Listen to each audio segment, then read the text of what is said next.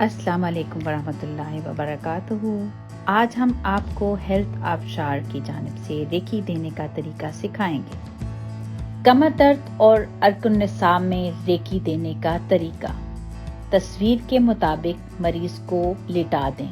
मरीज के सर पर 5 मिनट तक हाथ रखें। इसके बाद एक हाथ रीढ़ की हड्डी पर और दूसरा गर्दन पर रखें।